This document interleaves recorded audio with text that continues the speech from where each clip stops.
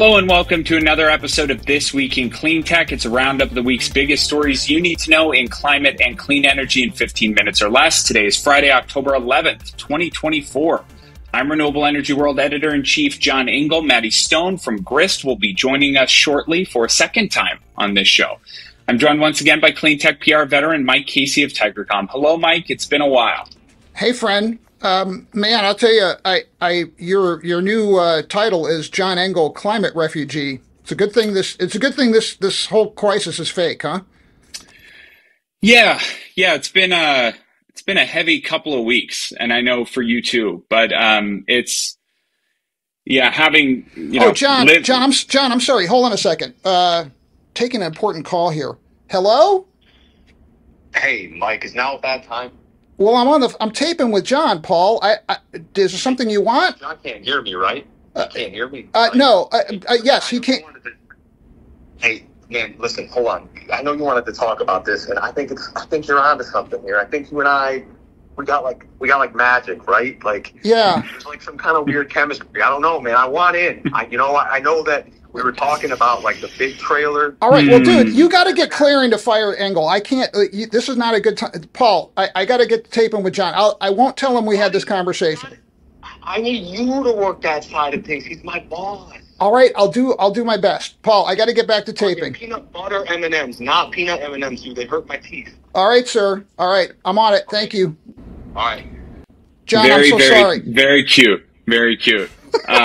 I think the bit would have played out better if I wasn't so emotionally exhausted from evacuating a hurricane that's decimated my hometown. But good. You know what? Welcome back. We love you, John Engel. Have your little show. Okay, this can be my last one. But it is good to see you, Mike. And we want to tell all our listeners that we appreciate them for sending in those stories each week and nominating Cleantechers of the Week. You can do that at rew@clarionevents.com or wherever Paul tells you to send them in the future. We'll have that link in the episode description as well. But thank you to Paul for pinch hitting the last couple of weeks. Yeah, he did a great job. I've been going through some stuff, Mike. Okay, get us started. You don't kid. And he just one FYI, Emery Osman with Earthrise Energy said he listens to every episode on his long car trips to his project. So we want to thank him for that. Our first story, Yusuf Khan from the Wall Street Journal, called Cost of Producing Green Hydrogen Makes It Prohibitive, says study. This is a big deal, John, because, man, if we talked about green hydrogen exhaustively on this show. Yeah, so according to a Harvard University study, carbon capture and storage is more effective than producing green hydrogen. The study found that green hydrogen costs between $500 and $1,200 per metric ton of CO2, while carbon capture and storage is more cost-effective at $100 to $1,000 per ton. While hydrogen demand is increasing, most production plans are still in the works, and for the full project pipeline to materialize, the industry would need to grow more than 90% each year from now through 2030, much faster than solar ever has. Mike, your thoughts? I think for hydrogen production costs to drop, the sector needs a lot greater scaling, and this means it should focus on regions where hydrogen is already more affordable thanks to plentiful renewables, i.e. Brazil and Australia. But as Roxana Shafai, the researcher who led the study, she notes, quote, the issue is that production costs are just one part of the supply chain, end quote. Many climate models are calling for a massive scale up in green hydrogen, but I got to tell you, after the study, I think it really calls into question the whole sector. There's a lot of talented people working in this space. I will leave the future of it to them, but it's an interesting potential inflection point for this sector. John, story number 2. Yeah, this one's from the Financial Times titled, Form Energy raises $405 million to develop rust-powered batteries. This is cool new tech, John, so no harshing on it. The process that creates rust, iron combining with oxygen, can be used to store and discharge up to 100 hours of battery power. That's 10 times more than the battery storage technologies that we are looking at right now. Iron-air batteries use non-toxic, non-flammable materials, iron, water, and air. They eliminate the risk of dangerous fires that comes with lithium-ion batteries when they flood. These materials are also cheaper than those produced in lithium-ion batteries. John, what do you think? No, I really like Form Energy, and I've had their CEO and co-founder, Matteo Jaramillo, on this podcast previously. $405 million is quite a big sum for a clean tech startup, and it's not the company's first big fundraise. It's now pulled in $1.2 billion in investment, and they're building a fancy new production facility out there in West Virginia, really trying to win over hearts and minds.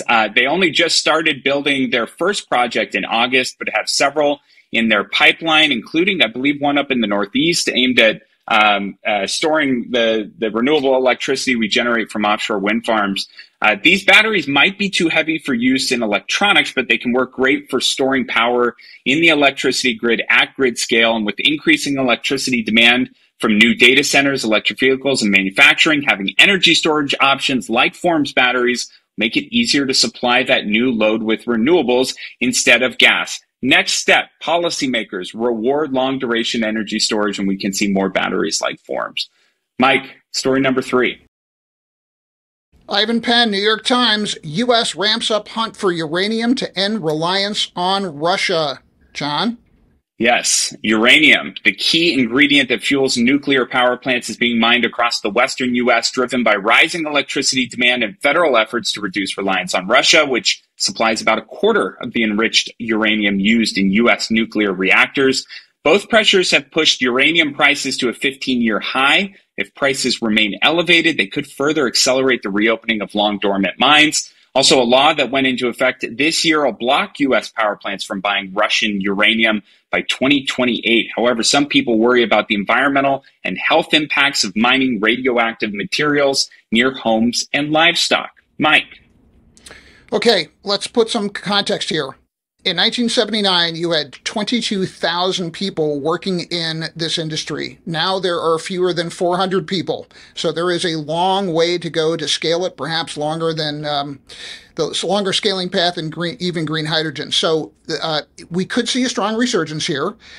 But beyond the concerns about health and the environment, a lot of this activity is occurring near or on Native American lands. And the last uranium mining boom was in the 1980s, after which companies abandoned projects. They left residents exposed to radiation. So there's, I think, a lot of memory about the environmental and public health fallouts on this. That has to be resolved first, I think, before this sector can grow. John, what's our fourth story? Yeah, this one from the Washington Post titled, "This Country Ditched Coal. Here's what the world can learn from it." Mike, your thoughts? This is where I pull age on you, John Engel, because I was around when coal was at 52% of the I thought you were going to say port. discovered. I was like, you're not that old, man. You're not so emotionally exhausted by your refugee status. You can't harsh on me. You just can't stand right. Paul Gerke harshing on you. I just want to be clear about that. All right. Fair enough. Britain, arguably the first country in the world to use coal power extensively, is closing its last operating coal plant this week, ending 140 years of coal burning for power. It's done mostly because of Britain's growth of wind and solar. It has set binding targets to cut carbon pollution, regulate air pollution, and promote renewables by ensuring a stable, profitable price for wind and solar developers. It is working. The U.S. also has pollution controls and incentives for renewable energy developers, and coal use is declining here. However, we have much more of a tortured relationship from a policy standpoint with these fuel sources, given the fluctuations that happen every 2 and 4 years here. So, John, your thoughts? Yeah, the economics of using coal make more sense when the goal is to create heat instead of electricity. And as such, Britain still uses some coal for steel manufacturing. Coal has gone from dirty but cheap way to generate electricity to a dirty and also expensive way to generate electricity. It's become much less competitive in the last few decades compared to other sources of power, such as renewables. All right, Mike, our fifth story and our guest this week. Maddie Stone from Grist. We want to welcome her back on this show. She was here last December to discuss EV battery repair. She has a new story. The solar supply chain runs through this flooded North Carolina town. Maddie, welcome. We do not want to give John Engel a reason for PTSD, since he's had to decamp to Columbus. But if someone hasn't read your story, which we want them to do, what's the big takeaway? Sure. Well, thanks for having me here to talk about it today, Mike and John. Big takeaway of this story: Hurricane Helene ripped through the southeast almost 2 weeks ago. Everybody has read or heard at this point about how it hit western North Carolina pretty hard. Turns out one of the small towns in western North Carolina that was flooded by this hurricane is a key supplier of ultra high purity quartz required for both semiconductor manufacturing and for the solar industry. Turns out this town is such an important player in the solar supply chain that there are really no alternatives immediately available on the market. Now, that sounds like it could be bad news for solar, but experts I spoke with said that there are stockpiles of this ultra high purity quartz among some of the downstream manufacturers that use it in solar manufacturing. So we should be okay for a few weeks to a few months. However, this part of the country was hit pretty bad by the storm. Local officials told me that lots of, roads are flooded and damaged. It could take quite a while to get the town and its manufacturing mining base up and running again. So TBD whether this becomes a bigger problem for solar, but whether or not this leads to a supply crunch that causes delays in solar manufacturing down the line. Experts I spoke with, folks inside the solar industry, said it really highlights the dangers of having a supply chain that is fully dependent on a material produced at a single place on Earth. That just seems like maybe something we should think about diversifying, particularly in a world of increased disasters fueled by climate change.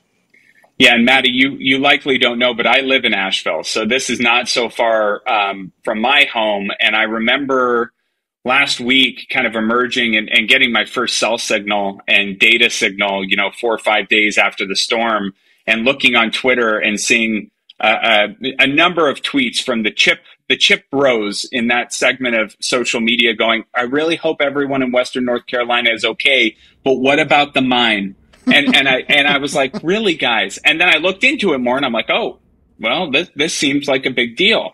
And we talk about the fragility of the supply chain all the time, but in reference to China, not Western North Carolina out in the mountains. Mm-hmm. And so I'm getting to a question here, but it makes me think, like, if there is a supply crunch, what hope would solar even have for competing against the NVIDIAs and the like on the chip side? Because it seems like they would be willing to pay a premium to get whatever source materials they need. Yeah, that is a really good question. And certainly I think there is more of an ability within big tech, within the chip manufacturing industry, to pay that premium.